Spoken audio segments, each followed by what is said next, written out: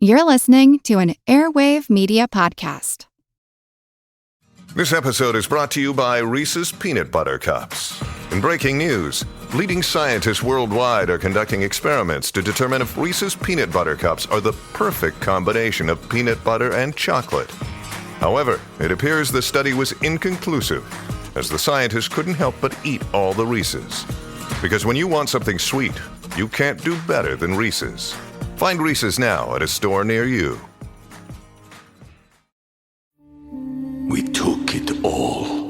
We brought them to our land. An endless night, ember hot and icy cold. The rage of the earth. We made this curse. Carved it in the blood on our backs. We did not see. We could not, but she did. And in the end... What will I become? Senua's Saga. Hellblade 2. Play it now with Game Pass.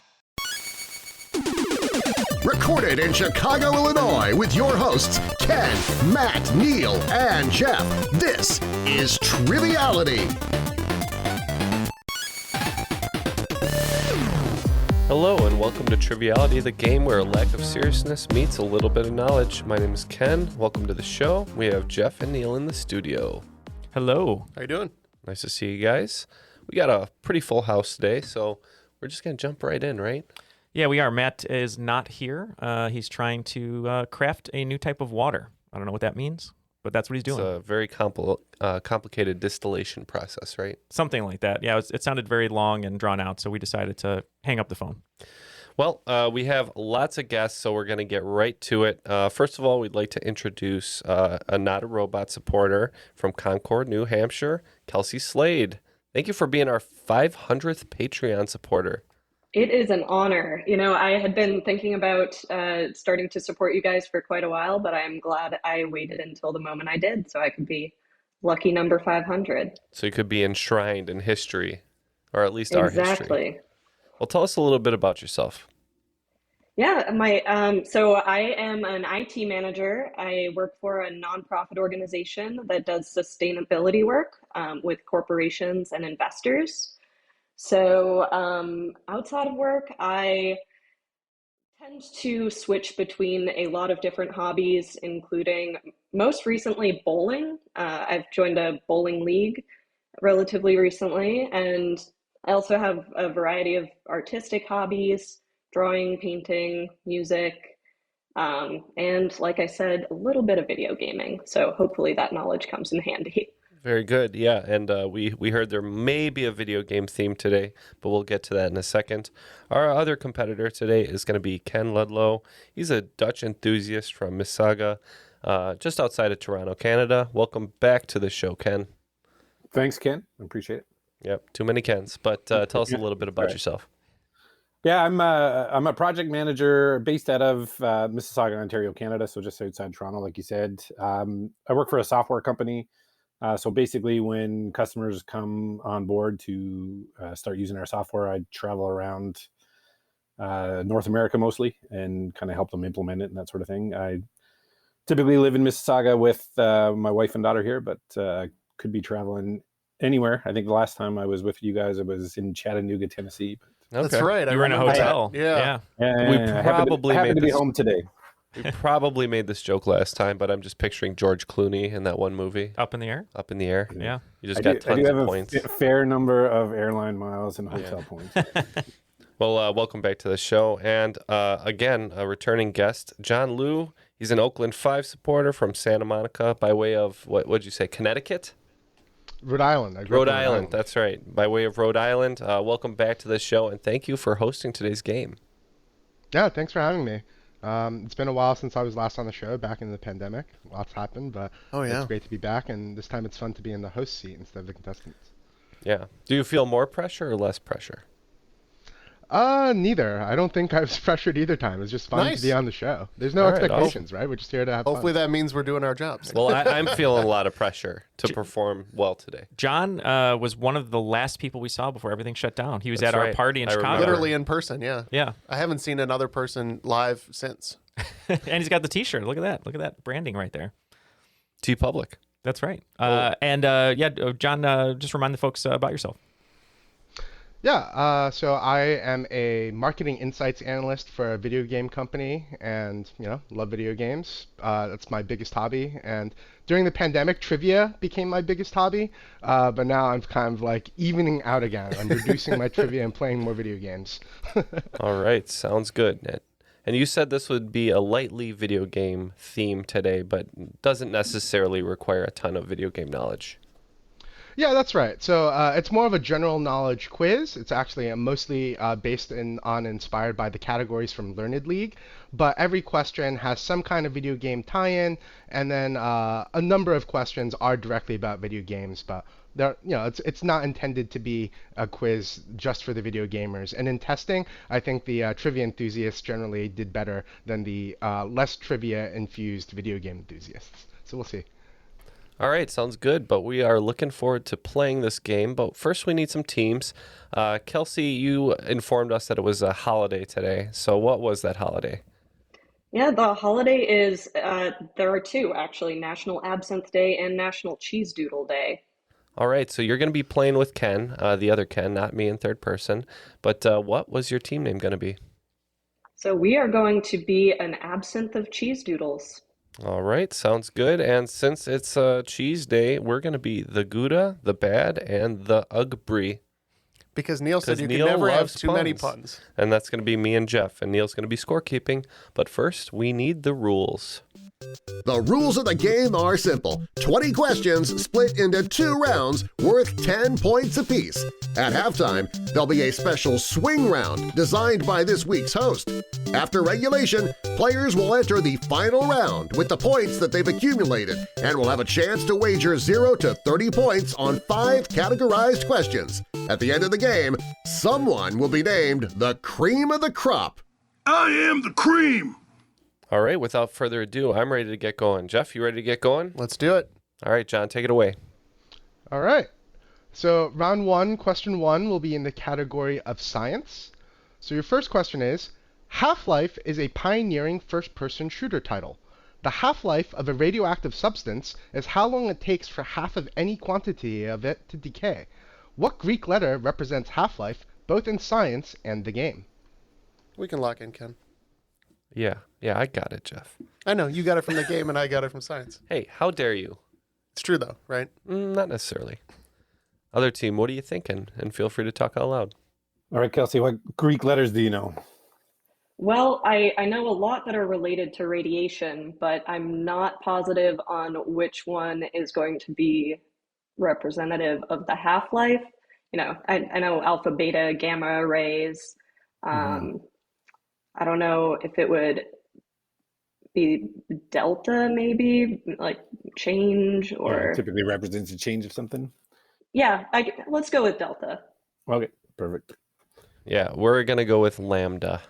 Okay, and the correct answer is, in fact, lambda. Round 1, question 2 is in the category of food and drink. In Chrono Trigger, you travel back in time to 65 million BC and party down with the eyeless tribe of prehistoric humans. During the party, the main item served is poi, P-O-I. In the real world, poi is a purple paste often served at Hawaiian luau's. What is poi made from? All right, I think I have inroad on this, being a huge fan of poi dog pondering. Just kidding. But you guys go ahead and talk it out. The first 2 things that came to my mind being purple would be either beets or cabbage, maybe. Yeah, I'd go with beets. I mean, I think of Hawaiian paste and my mind initially went to Spam because I know that's a big thing over there. But I haven't had Spam in a while. I don't know the color, so maybe it's purple. I doubt that they would say poi is made of Spam. Spam seems to be its own special class of it's pretty revered over there. They have a Hall of Fame, don't they, in Hawaii? Beets was the first thing that came to my mind. Yeah, sure. Yeah, lock in with. We can go with that. All right. In with beets. Not sure where this is coming from, but I think it might be taro root. The correct answer is taro root. Yeah, it's of Polynesian origin, and some variants are also made with breadfruit or plantain, but taro is the most common. Well, plantain one sounds good. I've never seen poi or tried poi, but I'm down. I've seen it, but I don't think I tried it. I did have the opportunity to go to like a Hawaiian luau last time I was in Hawaii. So, All right. Round 1, question 3, in the category of business. The genre of business simulation games, where you construct and manage businesses, is popularly named after early genre-defining titles. The most popular and enduring of these centered around managing a theme park. What is the name of this genre, a synonym for the goal of these types of games? we can lock in, Ken. So I'm not sure exactly what you're looking for here. The first thing that came to my mind was Roller Coaster Tycoon. So do you think it's Tycoon? It could be, it could be Tycoon. Okay. So the goal is to become a tycoon, I guess. Yeah, we agree. We said Tycoon. Yep, and that's what I'm looking for. They're called tycoon games. You're trying to become a tycoon. Roller Coaster Tycoon's probably the most famous. Dinosaur Tycoon was also a big one back in the early days. I played one that was called Airline Tycoon, where you had to like plan routes and stuff. Less popular, the bottled water tycoon. buy up swaths of land and that's what Matt's doing. Deprive the locals of their. Yes. Yeah, Matt is doing Bottled Water Tycoon today. I remember in school we used to play that when we had free time, and there's always one kid who's just building the roller coaster to crash. Oh yeah, for sure. Death coasters are the best thing you can do in Roller Coaster Tycoon. I like just making sure there was enough bathrooms for everyone. Okay, round 1, question 4. The category is math. The mathematician Hypatia is one of the best great people to get in Civilization 6, giving all of your libraries bonus science. Active during the late 4th and early 5th century, she's the first female mathematician whose life is reasonably well recorded. What city known for its great library was she from? Have a guess. Yeah, we're good to lock in. Okay, I don't know the answer, but I was traveling, as I usually do last week, and I actually took my daughter's Nintendo Switch with me and played hours and hours of Civilization 6. What? So, Mr. I don't really play too many video games. Well, honestly, that's the only one. And as I was playing it, I'm like, this would be a good source of questions for a game for you guys. However, I did not pay a whole lot of attention to the origin of the Great Library. I'm sure, I think I was the Australians and I built it in Canberra somewhere. So I don't think that's correct. Any ideas, Kelsey? I don't really have a line on this one. Trying to think back to like Assassin's Creed that was kind of set in that area. Okay. Assassin's Creed's also a bevy of actually decent trivia knowledge. Yeah. Yeah. Yeah, I mean, I don't even know what sort of civilization would be fun. I would think it would be Persians or the Greeks or something Greeks, like that. maybe. So when I was playing Civilization and I was playing the Australians and we took over Greece, what cities did I conquer? I wonder. Crete? Maybe something like that. Mykonos. Crete? Yeah, well, I don't have anything better. Okay, Crete. Sure. All right. I remember that part of history where the Australians took over the Greeks. It was a crazy time. But we're going with Alexandria, yes? Indeed. Yeah, I believe that's in Egypt, but that would have been part of the Greek sphere of influence. Yeah, that's right. The Great Library was in Alexandria, Egypt. I only knew that because of Lisa Kudrow in The Good Place playing Hypatia of Alexandria. Oh, yeah. Mm-hmm. No, I totally forgot about that. That's a fun little role she plays. She's wearing a Blake Bortles jersey. It's too bad they sucked then. Yeah. Okay, round 1, question 5 is in current events. While developer NetherRealm Studios has been silent on the topic, which publisher and media mega company announced Mortal Kombat 12 in its 2022 Q4 earnings call on February 23rd? It came up as an example of an anticipated game slated for release in 2023 alongside Suicide Squad Kill the Justice League. They'll be looking forward to talking about Hogwarts Legacy sales in their Q1 earnings call. All right, I think we have a good idea here, so we're going to lock in. So the only line I have on this one is I believe Hogwarts Legacy was Avalanche Games. So my guess would be Avalanche if they're with the hint about discussing Hogwarts Legacy sales. Yeah, I mean, you mentioned a publisher and a media mega company. I don't know if that would qualify as a mega company. I'm not right. really familiar with video game publishers specifically, so maybe in that world they would be. The thing that came to my mind just with the list of games that John mentioned there were, with Harry Potter and all the DC stuff and Mortal Kombat was, I think it's Warner Brothers, is it? That Yeah, has Warner the Brothers rights? is definitely Harry Potter. And then I'm sure they probably have a video game publishing arm, maybe like Warner Brothers Entertainment or something is, Yeah, let's go with that. I think it fits the clue better for sure. Yeah, I agree. All the movie rights to these properties belong to Warner Brothers, so we're going with Warner Brothers. The correct answer is Warner Brothers Discovery. Warner Brothers is totally acceptable. Good job. Well reasoned. Oh, you guys are mowing us down just like the Australians did. The Greeks. After 5, it looks like the scores are fairly close, but an absinthe of cheese doodles is at 20 points, 30 points behind the Gouda, the Bad, and the Ugh-Brie with 50 points. All right, moving into the second half of the first round. Question 6 is in the category of world history. Crusader Kings is a grand strategy game set in the Middle Ages. Despite the title, many scenarios do not actually involve the Crusades. One such recurring scenario in the series centers around the 1066 battle between William of Normandy and Harold Godwinson. Which nearby town is this famous battle named after? We can lock in. Nice. Yeah. Hastings, I believe. Battle of Hastings. That sounds perfect to me. Let's lock in with that. Oh, everyone knew this one except for me. Yeah. We also said the Battle of Hastings. Good job. Yeah, that's right. William of Normandy is William the Conqueror, and he won at the Battle of Hastings. Well done. I'm assuming it's the inspiration for Poirot's best friend, Hastings. All right. Round 1, question 7 is in the category of theater. The third mission of Hitman Blood Money sends you to Paris, where one of your targets is the opera singer Alvaro de Alvade, who is rehearsing for a production of Tosca at the Paris Opera House. The opera Tosca debuted in Rome in 1900 and is one of the most popular and most performed operas in history. Who composed Tosca? All right, Jeff has picked an Italian, and that's more than I could do, so we're locked in. Chef Boyardee. Kelsey, I'm hoping you can pick an Italian. Trying to think of Italian. I mean, he might opera. not be Italian.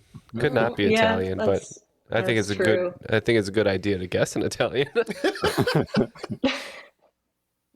Yeah, I mean, that's for some reason the only thing coming to mind is Tchaikovsky, but I don't think that's what we're looking for here. Not a very Italian sounding Not name, Italian, no. Oh man. I feel like I'm gonna know it when I hear it, but I don't think it's going to come to me. Let's what are we locking with? A Lucky Giovanni. Yeah, let's go with it. That's pretty Italian. So we got the Johnson, the Johansson, and now the Giovanni. Close with the Giacomo, Puccini. Yeah, we guessed Puccini. There you go. I definitely have heard of him before. I have as well. Never would have thought of it, though. I would have never pulled his first name, but... All right, moving into round 1, question 8 in the category of games and sport. Which game introduced the character Waluigi to the Mario franchise?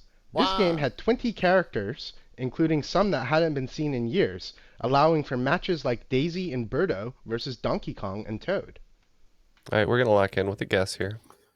All right, so despite my recent foray into Civilization 6 again, I haven't played video games in a while, so I don't know if this might be too old of a reference, but the only thing that came to my mind, Kelsey, was Super Smash Brothers, which certainly did something similar to that. Super Smash is possible. I, for some reason, can't remember Waluigi being in the current iterations of that. I know he's in Mario Kart.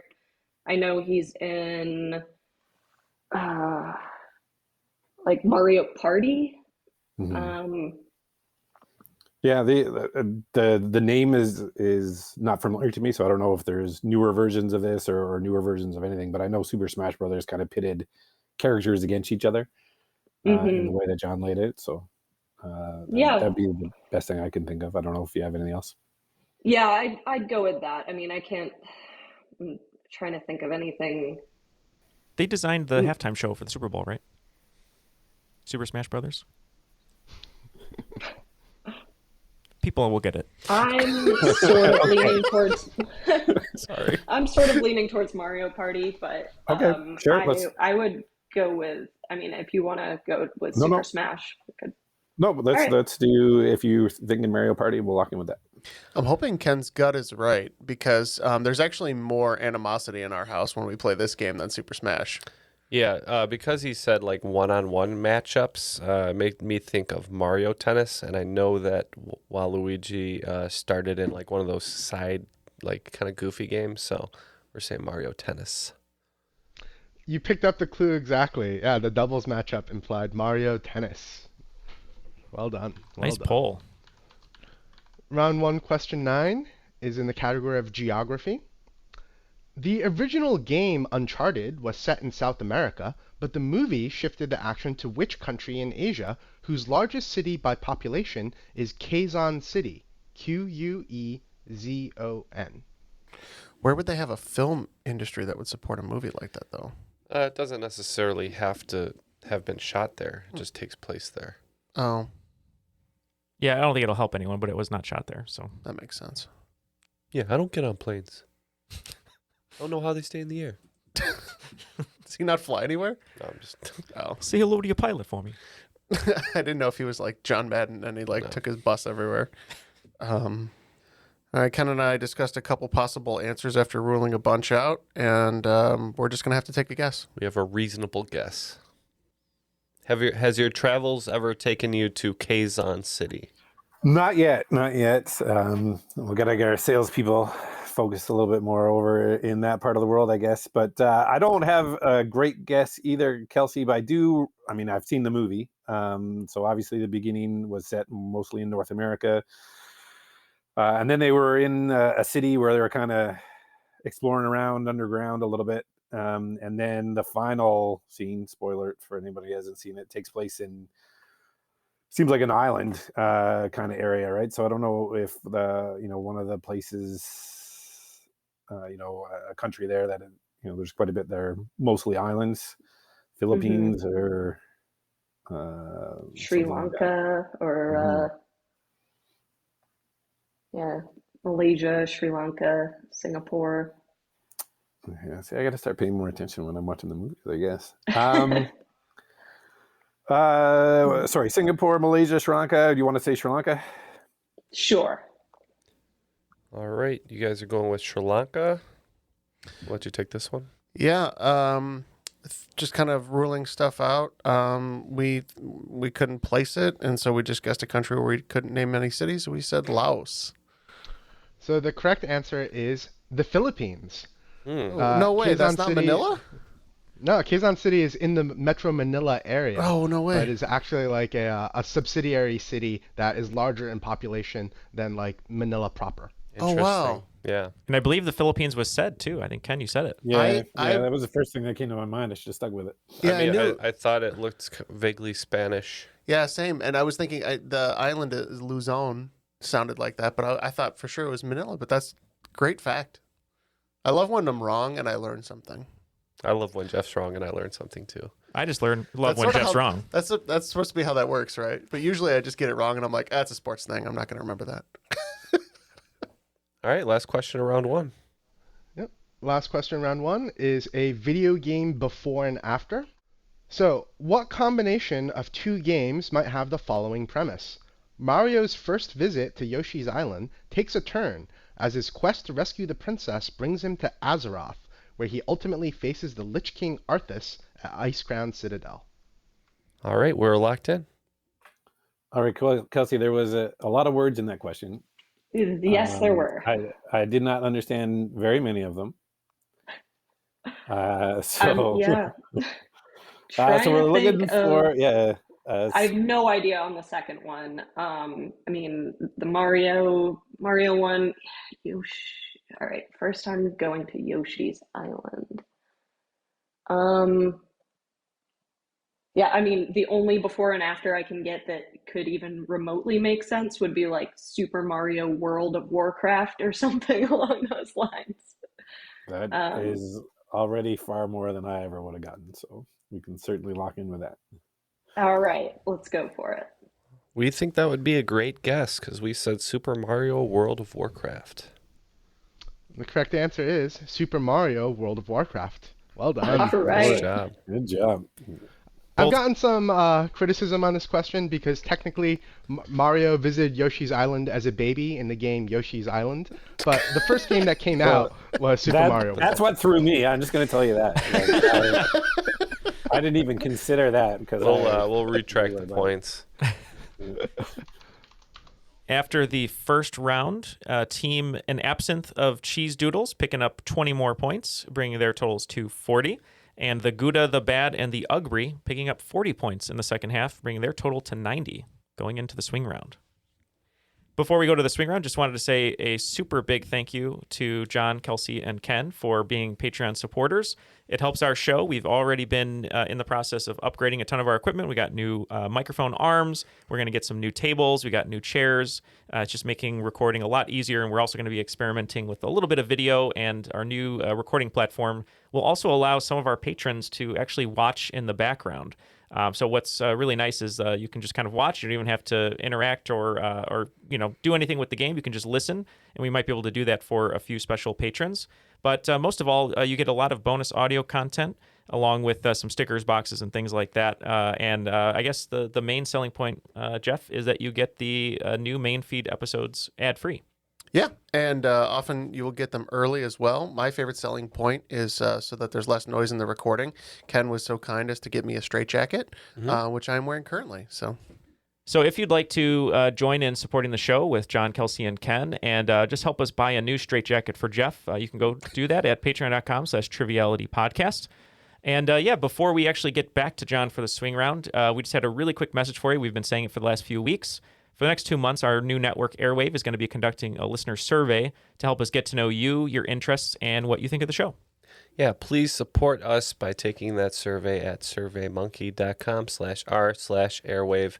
It's a very quick survey, and your feedback will help us improve the show and find interesting sponsors to you. As our way of saying thank you, you'll be entered to win a $500 Amazon gift card. Again, that's surveymonkey.com/r/airwave, or click the link in our episode notes after you listen to today's show. All right, so for the swing round today, we're going to do same year games and movies. I'll give you a list of 10 video games and a list of 10 movies. Each game is paired with a movie that came out in the same year. So for each pair that you identify correctly, you'll get 5 points. And then if you can get the year, you'll get 1 bonus point. Okay, and the games will be read first to associate with the question numbers. So go ahead when you're ready. All right, so first I'll give you the 10 games. GoldenEye, Sonic the Hedgehog, Super Mario Brothers, Space Invaders, Dark Souls, The Oregon Trail, Super Metroid, Guitar Hero, The Legend of Zelda Breath of the Wild, and The Sims. So the 10 movies are Pulp Fiction, Good Will Hunting, Back to the Future, Halloween, A Clockwork Orange, V for Vendetta, Boss Baby, X-Men, Silence of the Lambs, and Moneyball. All right, so we will go ahead and try to match these, come up with the year for extra credit, and we'll be right back. We took it all. We brought them to our land. An endless night, ember hot and icy cold. The rage of the earth. We made this curse. Carved it in the blood on our backs. We did not see. We could not, but she did. And in the end, what will I become? Senua's Saga. Hellblade 2. Play it now with Game Pass. If you're an athlete, you know the greatest motivator of all is the fear of letting your teammates down. After all, a team is only as good as its weakest link. So you owe it to those wearing the same jersey as you to be your best every time you step on the field. That's why there's no vape in team. When you vape, you can expose your lungs to toxic chemicals that can damage your lungs. If you're a step behind, the team's a step behind. Brought to you by The Real Cost and the FDA. And we are back with the answers to the swing round. John, can we get the movies one more time? And we'll tell you what game we picked and what year. All right. So the first movie, we were looking for GoldenEye. For that one, we said Good Will Hunting and 98. All right, that sounds good because we had the exact same thing. The answer is Good Will Hunting in 1997. So 5 points both teams. All right. The second game we were looking for was Sonic the Hedgehog. All right. For that one, we said Pulp Fiction and 94. Great year for movies. Yeah, 94 sounds better, but we said Pulp Fiction as well. We guessed 1992. So the movie that came out with Sonic the Hedgehog was Silence of the Lambs in 1991. Oh, yeah. What was I thinking? Okay. Third movie, Super Mario Brothers. Sorry, the third game was Super Mario Brothers. Yeah, we said Back to the Future for 85. We had Silence of the Lambs for that one in 1991. That is Back to the Future in 1985. Okay, next game was Space Invaders. We thought that one had to be Clockwork Orange, and we said 76. Yeah, for that one, we also said Clockwork Orange. For the year, we had 1978. So the movie was Halloween, but the year is 1978. So 1 point for Absinthe. All right, the next game was Dark Souls. We thought that was going to be Moneyball in 2012. We said Moneyball as well, but we said 2014. The movie is indeed Moneyball, but they came out in 2011. Okay, next game, The Oregon Trail. We said Halloween for this one, unfortunately, and we guessed 78. We also said Halloween. We said 1981. So The Oregon Trail came out with A Clockwork Orange, and it's a lot earlier than people think. It's 1971. All right, next game is Super Metroid. All right, for this one, we put Silence of the Lambs for 91. Yeah, now that we're playing it all out, I should have switched these. We had Back to the Future for Super Metroid. And we said 1980. Oh, well, Back to the Future came out in 1985. We knew that. Something tells me this one's Pulp Fiction. Yep, This came out with Pulp Fiction in 1994. Yeah, Super Metroid on Super Nintendo. Okay, next game is Guitar Hero. We said V for Vendetta, and we guessed 04. We also said V for Vendetta. I think that came out around 2001. It is indeed V for Vendetta, but both of those came out in 2005. All right, next game is The Legend of Zelda, Breath of the Wild. We said Boss Baby and 2018. All right, we said Boss Baby as well and 2017. So it is Boss Baby, and they came out in 2017. Nice job. All right. And the last game, The Sims. X-Men, and I think that was 2000 even. Yeah, this is exactly the same that we have, X-Men, and that definitely came out in the year 2000. Yep, that's correct. X-Men in 2000. All right. After a very fun swing round, it looks like an Absinthe of Cheese Doodles picking up 28 points, bringing their total to 68. And the Gouda, the Bad, and the Ugbri picking up 32 points, bringing their total to 122. Moving into round two. Question one is in the category of lifestyle, which, as you know, in Learned League is kind of a potpourri grab bag. Twitch.tv is the biggest video game live streaming service by far, but was originally a spin-off of another live streaming service founded in 2007. What was this pioneering service named after one of its co-founders? It shares the same CCTLD of .tv with Twitch and competitor Ustream. Since I don't know straight off, this is where we do a shameless plug for following us. We do a monthly live stream over at twitch.tv/trivialitymat for those of you who are interested in playing live trivia along with us. But unfortunately, we don't know the answer, so should we just tap on this one? I feel far from an answer, so I think that course of action is justified. You got anything on this one, Kelsey? I do not. Nope. Twitch is the only video game streaming platform I am aware of. As am I. I am not aware how to use it at all and have never been to to any of your Triviality events. Although I see them posted on the Discord all the time, and I'm jealous that I'm unable to figure it out. So yeah, I think we'll this one might be a double tap. All right. Yeah, it's definitely a tough one. A little bit of an internet history deep cut. The answer is Justin.tv. Okay. Yep, named after co-founder Justin Kan. Okay, round 2, question 2. In American history, Assassin's Creed 3 is set around the time of the American Revolution. Many events and plot points center around which general from Virginia, who in 1754 led the colonial forces in territorial disputes in Ohio that initiated the French and Indian War. All right, Kelsey, being Canadian, I might have to defer to you on the U.S. history questions.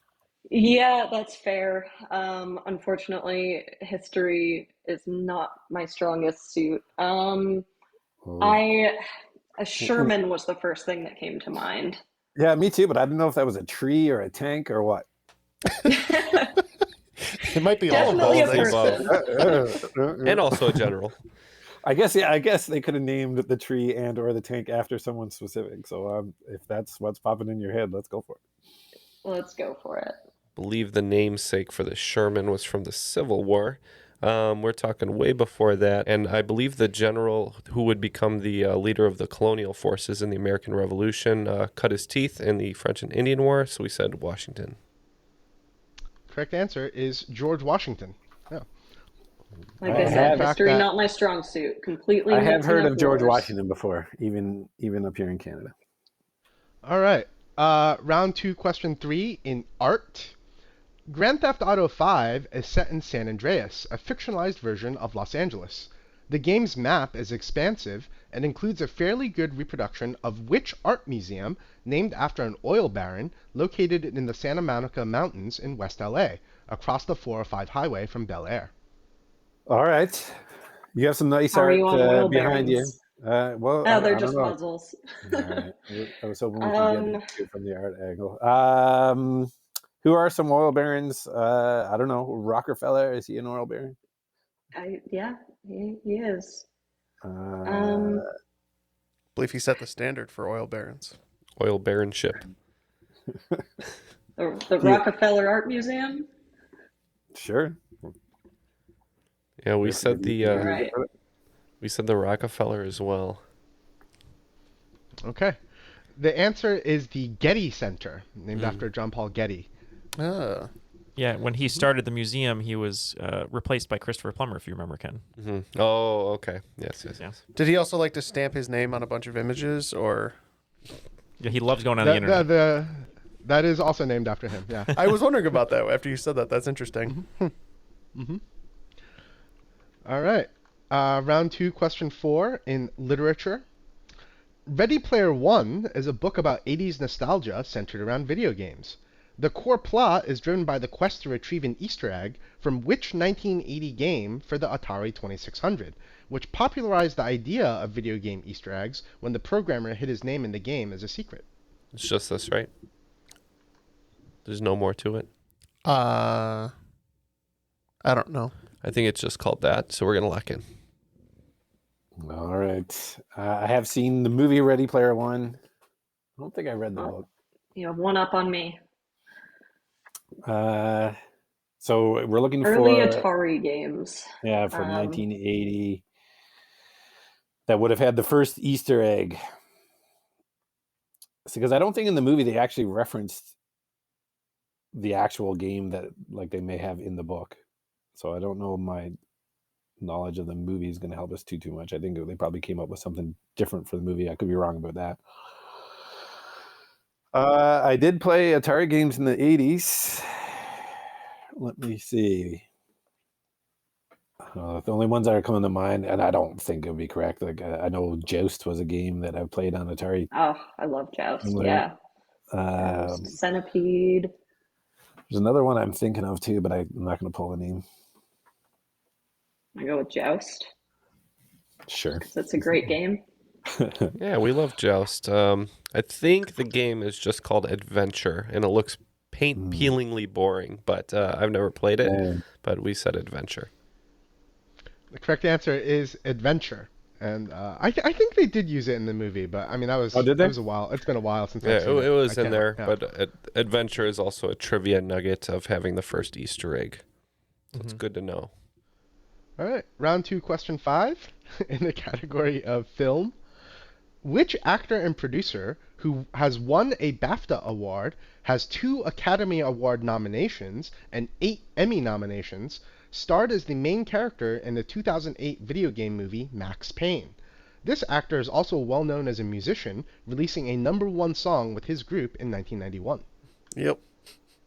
And he hates getting on planes. We are locked. Share something in common with Jean Valjean. All right, Kelsey, this is the only one that I feel somewhat confident about. I think Max Payne was Mark Wahlberg, if I'm not mistaken. He would have certainly had music out at some point with his the Funky Bunch. All right, yeah, I think that fits. I'll definitely go with that. Yes, we agree. Getting and good we said, vibrations from that answer. yeah, we said Mark Wahlberg. It is Mark Wahlberg, and Good Vibrations was the #1. Nice job. See, we're all a funky bunch here today. What a way to bring us together. All right, round 2, question 6, in television. Players is a show on Paramount Plus from the creators of American Vandal. Players is a sports mockumentary that's focused on the LCS, the actual North American Pro League for which esport, the most popular competitive online PC game in the world. All right, and we're locked in. Hey, do we want to get a score update really quick, Neal? Yeah, well, the scores are still basically the same. It looks like an absinthe of Cheese Doodles picking up 10 points in the first 5 of the second round, bringing their total to 78. And the Gouda, the Bad, and the Ugbri picking up 30 points, bringing their total to 152. Yes, thank you for that. And as I said, we are locked in. So what do you guys have for the LCS? All right. My video game knowledge mostly comes closer to the Atari 2600 and all the stuff that's going on today. I was thinking possibly like League of Legends or something along those lines. Yeah, that sure. Yeah, let's do that. All right. League of Legends. I thought it might be League of Legends as well, so that's what we answered with. Yeah, LCS is the League Championship Series. It is League of Legends. Nice. Well done. Nice. Round 2, question 7, in classical music. Eternal Sonata is a Japanese role-playing game centered around which romantic pianist and composer who died of tuberculosis at age 39. In the game, you collect several of this composer's well-known pieces, one of which is optional, his heroic Polonaise. Did you say they had a tasty bolognese? No, it was the optional piece in the game is his heroic Polonaise. Oh, it should be a bolognese, though, P-O-L-O-N-A. I think. Neal's looking forward to lunch today, apparently. Yeah. We are locked in. So it's not Chef Boyardee this time. Yeah, I mean, I also don't have much knowledge of the different divisions of classical music or like time periods of composers. Yeah, I mean, the sonata just makes me think of Beethoven. And it's about, Yeah. I'll go with Beethoven. We went with Beethoven too. It seems like all the stuff is lining up for this one from the question. Pianist, composer, early death, tuberculosis. Sounds good. I mean, early death and tuberculosis is like 90%. Yes, that's true. of deaths before like 1800. But Beethoven. Get out of here, Neal. All right. The answer is Frédéric Chopin. So Polonaise is French for Polish, and he is the probably best known composer from Poland, at least of that time period. All right. In a little bit of a context switch, round 2, question 8, we're moving to pop music. Which colorful music group has the most subscribers of any musical artist or group on YouTube? This group has collaborated with and appeared in the game PlayerUnknown's Battlegrounds Mobile and held a virtual concert in the game in 2022. I think we're going to lock in. So, colorful music group. My first thought was Maroon 5. The Blue Man Group. Sure. My first thought was Green Day, but I think Maroon 5 fits much, much better. All right. I thought for sure this was Black Flag. So we're going with a younger group that is probably pretty hip with the kids, and I don't listen to them. I think Neal might like them a little bit. I do, right? yeah. Blackpink. The answer is Blackpink. Yes, K-pop rules the YouTube. You damn kids and your K-pops. They're going to take over now that, the other famous group is all doing military service, right? Yeah. BTS. Yeah. I heard a lot of waves once they were doing their compulsory military service. Damn you kids, and opening up your horizons to international music.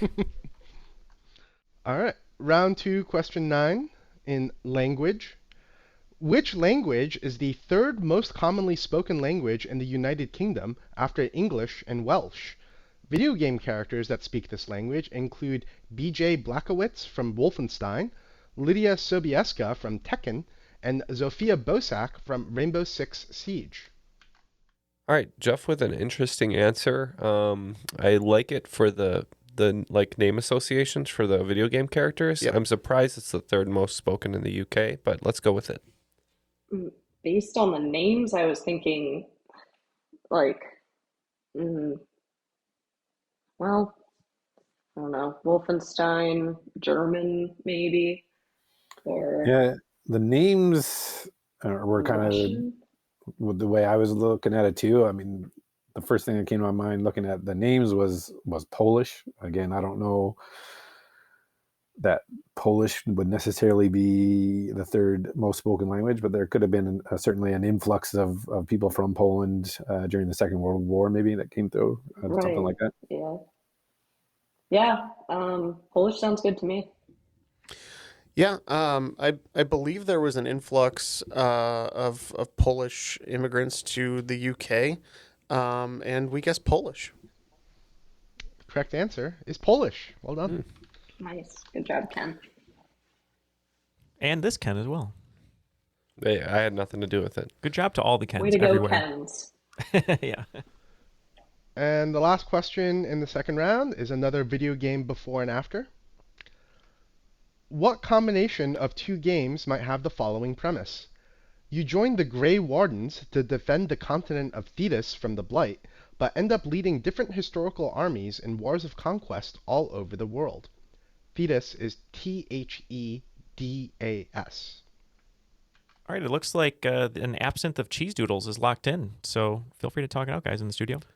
All right, so for the first part, we're thinking that's a Elder Scrolls game. We're kind of deciding between Morrowind, I'm Oblivion, almost and Skyrim. positive it's Oblivion because there would have been the invasion of the Whatever that said. the Blight or whatever. Okay, I don't know any game that starts with Oblivion, I don't think. So Historical armies and wars of conquest all over the world. Oblivion incoming. Sure. We don't know. What did you guys have? So this was a team effort that may or may not pay off, but I got maybe Age of Empires for the second part, and Ken came up with Dragon's Age. So we had Dragon's Age of Empires. Oh. The correct answer is Dragon Age of Empires. Well done. Right. I was like, I know it's a game I've played. Yeah. Well done, absinthe of cheese doodles. And with that, they're going to pick up 30 points, bringing their total to 108 going into the final round. And the Gouda, the Bad, and the Ugbri also picking up 30 points, bringing their total to 182. Still anyone's game. The final round categories will be in the 5 roles of League of Legends: top, jungle, mid, bot, and support. I know Neal is a top and I'm a mid. I like to just be there for support. Only when we're in the jungle. All right, it looks like all the wagers are locked in, and both teams have subscribed to the go big or go home mantra, even though one of our teams is going to be going home regardless. But it looks like an absinthe of cheese doodles going to wager 20 all the way down, and the Gouda, the Bad, and the Ugbri going 30s all the way down. All right. Question 1 in the category of top. The top-selling game franchise on Nintendo platforms is, of course, Mario, which is number 2. We're looking for most copies sold across all titles on all platforms within the series. In the category of jungle, in Street Fighter, Blanca is from the jungle of Brazil. This means his favorite cocktail might be the national drink of Brazil, made with sugar, lime juice, and cachaça, a Brazilian liquor distilled from sugarcane, also known as Brazilian rum. What is Brazil's national cocktail? Question 3, in the category of mid. China is also known as the Middle Kingdom. Which Chinese company is the largest video game company in the world, owning 100% of Riot Games, 84% of Supercell, and 40% of Epic Games, among many other investments? Outside of gaming, they're best known for QQ and WeChat.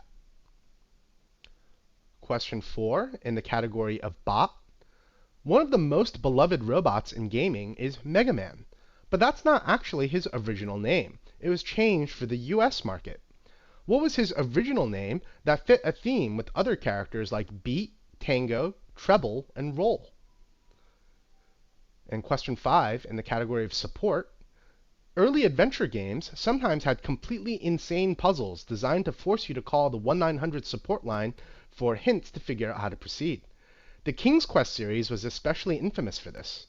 Which game company, founded by Ken and Roberta Williams and named after a mountain range near their home, published games like King's Quest, Leisure Suit Larry, and Gabriel Knight? All right, we'll think about the answers to these questions, and we'll be right back after these messages. We're back with our final answers. Let's see who will be today's cream of the crop after John reads us back the questions. All right. Question 1, in top. The top-selling game franchise on Nintendo platforms is, of course, Mario, which is number 2. We're looking for most copies sold across all titles on all platforms within the series.